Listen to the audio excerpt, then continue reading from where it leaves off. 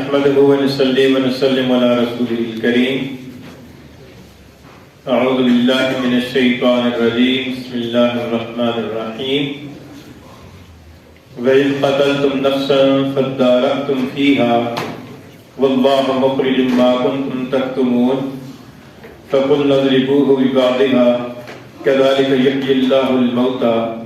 وَيُرِيكُمْ آيَاتِهِ لَعَلَّكُمْ تَعْقِلُونَ صدق اللہ العلی العظیم۔ وَإِذْ قَتَلْتُمْ نَفْسًا، اور وہ وقت یاد کرو جس وقت تم نے قتل کر ڈالا ایک نفس کو، فَادَّارَأْتُمْ فِيهَا، پھر تم ایک دوسرے کی پر اس بارے میں جھگڑنے لگے، وَاللَّهُ مُخْرِجٌ مَا كُنْتُمْ تَكْتُمُونَ، اور اللہ تعالیٰ ظاہر کرنے والا تھا اس کو جس کو تم چھپا رہے تھے۔ فَقُلْنَا اضْرِبُوهُ بِبَعْضِهَا، سو ہم نے کہا کہ مارو اس کو اس کے بعد حصے کے ساتھ۔ كَذَلِكَ يُحْيِي اللَّهُ الْمَوْتَى، اسی طریقے سے اللہ تعالیٰ زندہ کرتا ہے مردوں کو، وَيُرِيكُمْ آيَاتِهِ، اور دکھاتا ہے تمہیں اپنی نشانیاں، لَعَلَّكُمْ تَعْقِلُونَ، تاکہ تم عقل سے کام لو۔ پچھلی آیات کریمہ میں گائے کے ذبح کرنے کا واقعہ بیان ہوا ہے، اور ان آیات کریمہ کے اندر گائے کے ذبح کرنے کے مقصد اور غرض و غائب کی طرف اشارہ ہے۔ اور جیسا کہ شروع میں عرض کیا تھا کہ گائے ذبح کرنے کا جو حکم ملا اس کی بنیادی وجہ یہ تھی کہ بنی اسرائیل والوں کے ہاں ایک شخص قتل ہو گیا اور قاتل کا علم نہیں ہو رہا تھا کہ قاتل کون ہے۔ تو اللہ تعالیٰ نے حضرت موسیٰ علیہ السلام کی طرف وحی نازل فرمائی کہ بنی اسرائیل والوں کو حکم دیں کہ وہ ایک گائے ذبح کریں اور اس گائے کا گوشت کا کچھ حصہ لے کر اس مقتول کے جسم کے اوپر ماریں۔ تو اللہ تعالیٰ کی قدرت سے یہ مقتول زندہ ہو جائے گا اور زندہ ہو کر بتا دے گا کہ میرا قاتل کون ہے۔ چنانچہ اللہ تعالیٰ کے حکم سے حضرت موسیٰ علیہ السلام نے بنی اسرائیل والوں کو گائے ذبح کرنے کا کہا، تو اس پر بنی اسرائیل والوں نے مختلف طرح کے سوالات کرنے شروع کیے جن کا ذکر پچھلی آیات میں گزرا ہے، اور بالآخر وہ سوالات پوچھنے بند کیے اور وہ گائے کی تلاش شروع ہوئی اور گائے حاصل کی اور اس گائے کو ذبح کیا، جس کا ذکر پچھلی آیت کے آخری جملے میں ہے کہ فَذَبَحُوهَا، کہ انہوں نے اس کو ذبح کیا، وَمَا كَادُوا يَفْعَلُونَ، اور لگتا نہیں تھا کہ وہ ایسا کریں گے۔ ان کی کٹ حجتیوں کی وجہ سے ایسا لگتا نہیں تھا کہ وہ یہ کام کر لیں گے، لیکن بہرحال کر لیا۔ اس کے بعد اگلی آیت کریمہ، یہ جو آیت کریمہ ہے آج کے درس کی، ان کے اندر اللہ تعالیٰ نے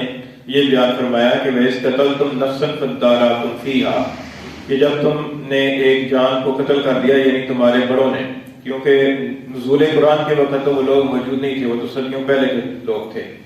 تو اس وقت جو لوگ موجود تھے، اللہ تعالیٰ نے فرمایا کہ تمہارے آباء و اجداد میں سے کسی نے ایک جان کو قتل کر دیا، فَادَّارَأْتُمْ فِيهَا۔ ادَّارَأْتُمْ، اس کا مطلب یہ ہوتا ہے کہ ایک دوسرے کی پر الزام دھرنا۔ جیسے کسی جگہ پر کوئی واقعہ ہو جائے، کوئی جرم سرزد ہو جائے، تو پھر لوگ ایک دوسرے کی پر ڈالنا شروع کر دیتے ہیں کہ فلاں نے ایسے کیا، وہ کہتا ہے فلاں نے ایسے کیا، یا آپس میں جھگڑا شروع ہو جاتا ہے، کہتا ہے تم نے کیا، دوسرا کہتا ہے تم نے کیا۔ اس کو الزام دھرنے کو ادارات کہتے ہیں۔ فرمایا کہ فَادَّارَأْتُمْ فِيهَا، تو ایک دوسرے کی پر الزام دھرنے لگے، ایک دوسرے کی پر یہ قتل کا معاملہ ڈالنے لگے۔ وَاللَّهُ مُخْرِجٌ مَا كُنْتُمْ تَكْتُمُونَ، اور اللہ تعالیٰ اس کو ظاہر کرنے والا تھا جس کو تم چھپا رہے تھے۔ یعنی جو قاتل تھا وہ چھپنا چاہتا تھا، اور قاتل کا جو قبیلہ تھا وہ اس کو چھپانا چاہتے تھے کہ قاتل سامنے نہ آئے، لیکن اللہ تعالیٰ اس کو ظاہر کرنا چاہتا تھا۔ اور ظاہر ہے کہ جب اللہ تعالیٰ کسی کام کا ارادہ فرما لیں تو پھر وہ ہو کر رہتا ہے۔ تو فرمایا کہ اللہ تعالیٰ اس کو ظاہر کرنے والا تھا جس کو تم چھپا رہے تھے۔ تو اس سے یہ بھی معلوم ہوا کہ انسان کا کتنا ہی لوگوں سے چھپ کر کوئی جرم کرے، لیکن جب اللہ تعالیٰ کو منظور ہوتا ہے کہ اس کا جرم سامنے آئے اور مجرم لوگوں کے سامنے آ جائے، تو ایسے اسباب قدرت کی طرف سے پیدا ہو جاتے ہیں کہ اس آدمی کا جرم خود بخود کھل کر سامنے آ جاتا ہے اور پتہ چل جاتا ہے کہ فلاں نے یہ جرم کیا ہے۔ خاص طور پر یہ جو قتل کا معاملہ ہے، یہ تو ایسا ہے کہ اگر کوئی انسان کسی دوسرے کو قتل کر دے تو وہ قاتل چھپ نہیں سکتا۔ قاتل جو ہے نا، وہ خواہ بہا کوئی نہ کوئی ایسی غلطی اور کوتاہی کر جاتا ہے کہ جس کے نتیجے کے اندر اس تک پہنچنا آسان ہو جاتا ہے۔ یہ الگ بات ہے کہ اگر کوئی اس تک پہنچنا ہی نہ چاہے، اس کے لمبے ہاتھ ہوں اور وہ قانون کو اپنے ہاتھ میں لے لے، یا قانون نافذ کرنے والوں اداروں کے ساتھ مل ملاپ کر لے اور وہ چاہے ہی نہ کہ یہ سامنے آئے، تو وہ ایک الگ بات ہے۔ لیکن اگر مخلصانہ طریقے سے کسی قتل کی واردات کا سراغ لگایا جائے تو ایسا نہیں ہو سکتا کہ قاتل کے چھپ کر چلا جائے۔ اس قتل کے معاملے کو اللہ تعالیٰ اس مجرم کو ضرور کھول کر لاتا ہے۔ لیکن اس کے علاوہ بھی جہاں جہاں کوئی انسان چوری چھپے کوئی جرم کرتا ہے تو اللہ تعالیٰ کی طرف سے بعض اوقات اس مجرم کی رسوائی کی خاطر یا اس کو سبق دینے کی خاطر یا دوسروں کو سبق دلانے کی خاطر اس کا جرم جو ہے وہ اللہ تعالیٰ لوگوں کے سامنے کر دیتے ہیں کہ چوری چھپے کے اندر اس نے یہ معاملہ کیا ہے۔ تو یہاں پر بھی اللہ تعالیٰ نے فرمایا کہ اللہ تعالیٰ اس راز کو یا اس چیز کو ظاہر کرنے والا تھا جس کو وہ چھپا رہے تھے۔ فَقُلْنَا اضْرِبُوهُ بِبَعْضِهَا، تو ہم نے کہا کہ اس کو مارو یعنی اس مقتول کو مارو، بِبَعْضِهَا گائے کے ایک حصے کے ساتھ، یعنی گائے کے گوشت کا کوئی حصہ لے لو، کوئی بوٹی لے لو اور وہ اس مقتول کے جسم کو کی پر مارو۔ کذالک یحیی اللہ الموتیٰ، اچھا جب انہوں نے وہ بوٹی لے کر اس کے جسم کی پر ماری تو وہ قاتل زندہ ہو گیا، جیسا کہ حضرت عیسیٰ علیہ السلام کسی مردہ کے پاس کھڑے ہو کر فرماتے تھے کہ قم بإذن اللہ، تو وہ اللہ کے حکم سے زندہ ہو جاتا تھا۔ اسی طریقے سے یہ حضرت موسیٰ علیہ السلام کا معجزہ تھا کہ حضرت موسیٰ علیہ السلام کے سامنے وہ گوشت کا ٹکڑا کسی مقتول کے جسم کی پر مارا گیا اور وہ مقتول زندہ ہو گیا۔ ورنہ عام طور پر یہ ہوتا نہیں ہے کہ کوئی آدمی مر جائے اور مرنے کے بعد کسی بھی تدبیر سے دوبارہ زندہ ہو جائے، ایسا ممکن نہیں ہے۔ تو یہ جو انہونی بات ہوئی ہے اور یہ پیغمبر کے ہاتھ پر ہوئی ہے، پیغمبر کے فرمانے پر ہوئی ہے، تو یہ اس کو معجزہ کہا جاتا ہے، اور اس کے سمجھنے سے انسانی عقول عاجز ہوتی ہیں، اسی وجہ سے اس کو معجزہ کہا جاتا ہے۔ تو وہ شخص زندہ ہو گیا اور اس نے زندہ ہو کر اپنے قاتل کا نام بتا دیا کہ مجھے میرے بھتیجے نے قتل کیا ہے اور مال کی لالچ میں اور میری بیٹی سے نکاح کرنے کی غرض سے مجھے قتل کیا ہے، اور یہ روایات کے اندر ہے۔ اور اس کے بعد جب وہ یہ بات بتا چکا تو بتانے کے فوراً بعد پھر مر گیا، تو اس نے اپنے قاتل کا نام بتا دیا، تو قاتل پکڑا گیا۔ یہاں پر علماء کرام نے فرمایا کہ اس ایک شخص کی شہادت کی وجہ سے قاتل کو قاتل کیسے قرار دیا گیا، جبکہ گواہی تو کم از کم 2 افراد کی ہونی چاہیے۔ تو علماء کرام نے لکھا ہے کہ دراصل حضرت موسیٰ علیہ السلام کی صداقت کی وجہ سے ایسا ہوا کہ حضرت موسیٰ علیہ السلام نے اس کی تصدیق کی، اور موسیٰ علیہ السلام پیغمبر تھے، پیغمبر کی تصدیق کی وجہ سے اس کو قاتل قرار دیا گیا اور پھر اس کی پر جو جرم کی سزا جاری کرنی تھی وہ جاری کی گئی۔ ورنہ عام طور پر یہ ہے کہ 2 گواہ ہوں تو ان 2 گواہوں کے گواہی کے ساتھ کسی مجرم کا جرم ثابت ہوتا ہے۔ تو فرمایا کہ پھر ایسا کر لیا۔ اس کے بعد اللہ تعالیٰ اس واقعے سے سبق بیان فرما رہے ہیں کہ اس واقعے سے مقصد کیا ہے۔ فرمایا کہ کذالک یحیی اللہ الموتیٰ، اسی طریقے سے اللہ تعالیٰ مردوں کو زندہ کرتا ہے۔ یعنی ایک عقیدہ ہے کہ مرنے کے بعد دوبارہ انسان زندہ ہوں گے اور حساب کتاب ہوگا،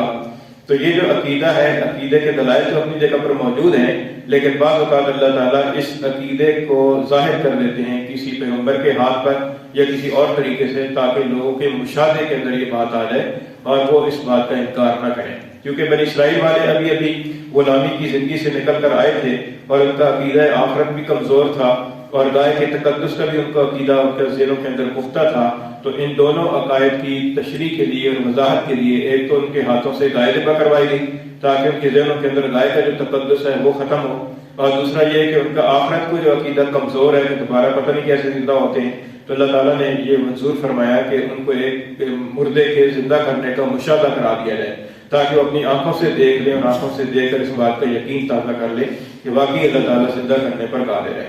تو فرمایا کہ کذالک یحیی اللہ الموتیٰ، اللہ تعالیٰ اسی طریقے سے زندہ کرے گا مردوں کو، یہ نہیں قیامت کے دن اللہ تعالیٰ اسی طریقے سے مردوں کو زندہ کر دے گا، اللہ تعالیٰ کے لیے کوئی مشکل نہیں ہے۔